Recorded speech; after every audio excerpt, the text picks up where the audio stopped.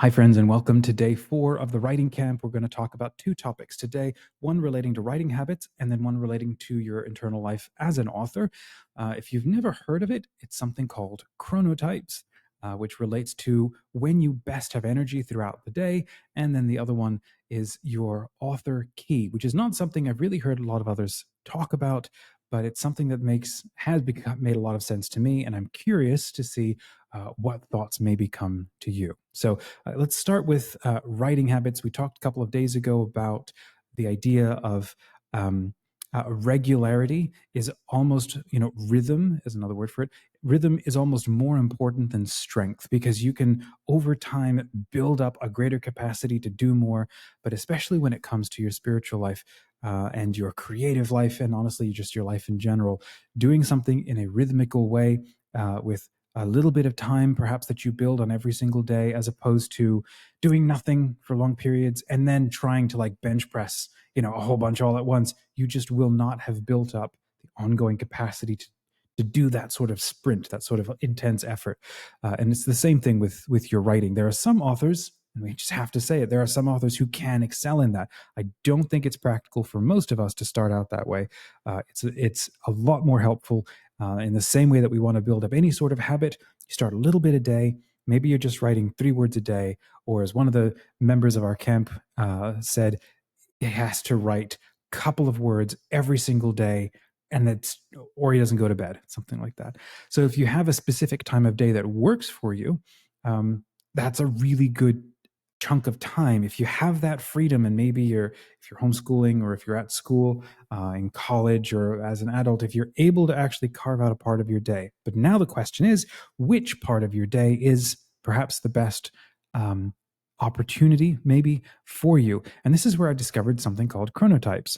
You can Google it. I have no further experience with it beyond learning a little bit about it. But the doctor who came up with it recommends that there are 4 different blocks of the day. And there are people who, at different stages of their life, have adapted to excel with their energy use when they're most alert, when they're feeling most creative, and they're most present at different times of the day. So the earliest kind are, maybe he describes them as lions. Then there's the mid-morning kinds, which are bears, later time, which is wolves, and then the ones that just do whatever they want, and the energy is just whenever it is. They're referred to as dolphins. I don't know why these. So I myself am a bear type. And so what that's actually done for me is help me to be able to structure my day, because I'm able to tell everybody around me, instead of trying to adapt myself to all the people around me, what they need, I can straight up tell everybody, function best when I get up with the sun. Let's say I go down with the sun, or a little bit thereafter if I'm watching something really fun or reading.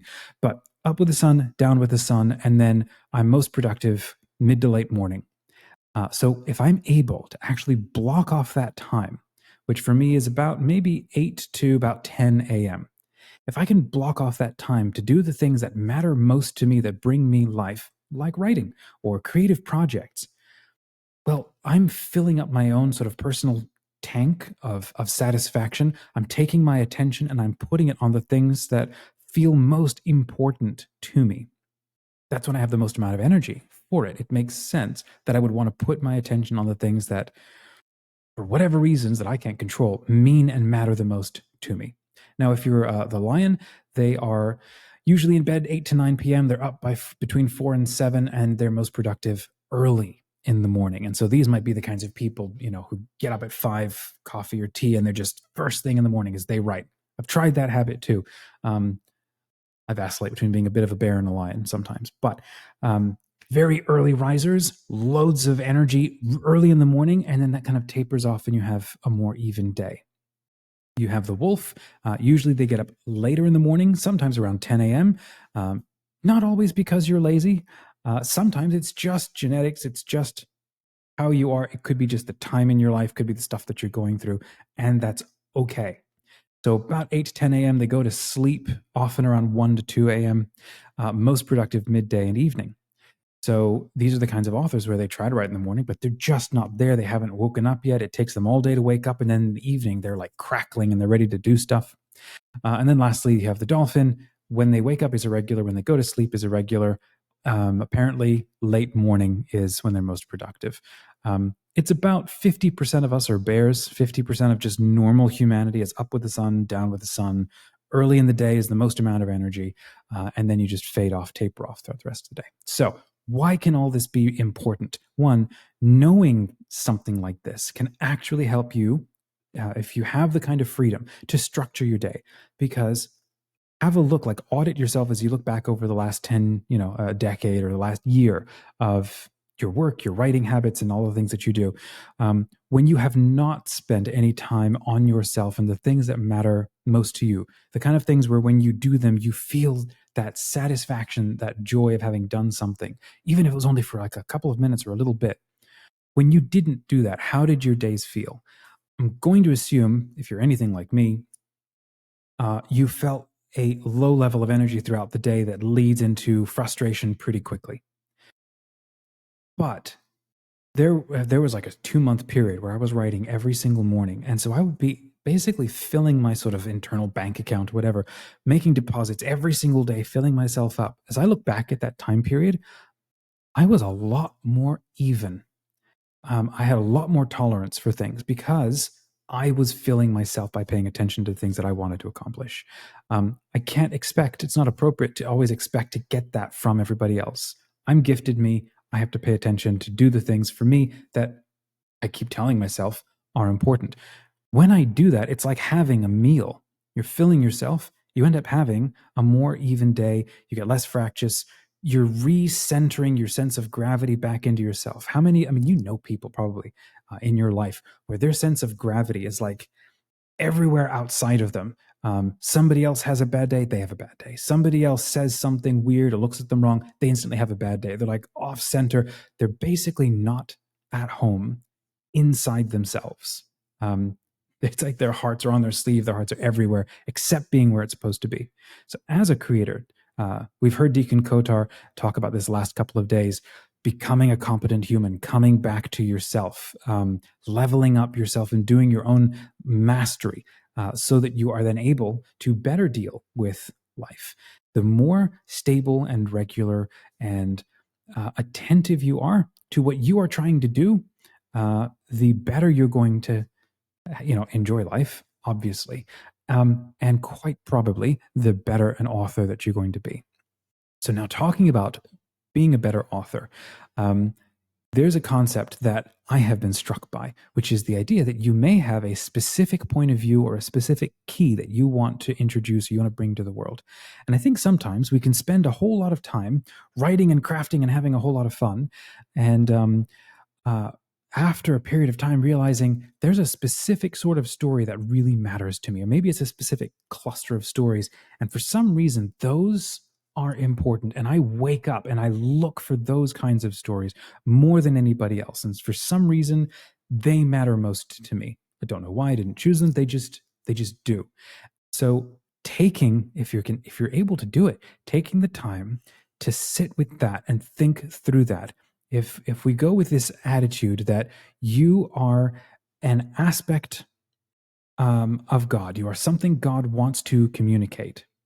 Um, what you see about the world and what you have to contribute is something that you're here to cultivate, to nurture, perhaps contribute, or maybe just instantiate, maybe just embody and just be that. You don't have to actually share that. Different people have different things that they need to get up to in life. But putting your awareness and your attention on that so that you can become intentional about it, that I think is part of the job of a creator, is to begin to get a sense of clarity of what am I here to accomplish and why. And if you're somebody who deals with storytelling, then understanding there's a deep story that moves me that I may be associated with. What is that? So for me, I can share, it's a very simple little line. And I think it emerged out of a lot of my love of Narnia growing up as a kid. Um, the one story that I am telling over and over again with all of the stories that I write, if I were to turn it into a sentence, it would go something like this: and they turned the corner, and there was heaven. Or it would be like, and they turned the corner, or they opened the door, and there was heaven. Like they didn't expect it.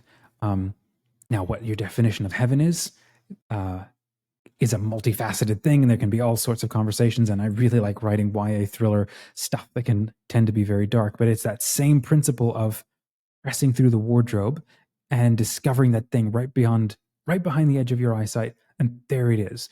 I don't know why that matters so much to me, but it just does. And so I love those kinds of movies and stories. And I found that those are the kinds, this is the underlying theme I'm routinely crafting in my own stories. So here's the challenge. Here's the question for today, as we break out, for you to consider for yourself. What is your chronotype? If it even interests you to figure it out, what might that do for your day to have a sense of whether you're an early morning riser, early morning energy, late morning energy, later in the day, or just the fact that you have the energy to do whatever you want whenever you want? What does that say about your ability to structure your own day? And maybe ask the other members in your tables to share what they think they might be. And obviously, go ahead and do a bunch of your own research, and hopefully, it ends up being helpful. And then have a think.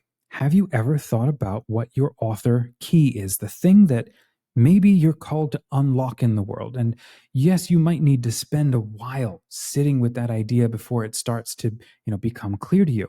You can ask for the clarity to understand that idea if it's there for you. Um, if you have an idea about what that could be, probably the easiest way to think about what that answer is to call to mind the story that you love most. It could be the mythology, could be the fairy tale, maybe it's a comfort movie. Um, it could possibly even change as you level up or progress through life. So have a think about that and see if anybody in your groups has an idea and talk about that.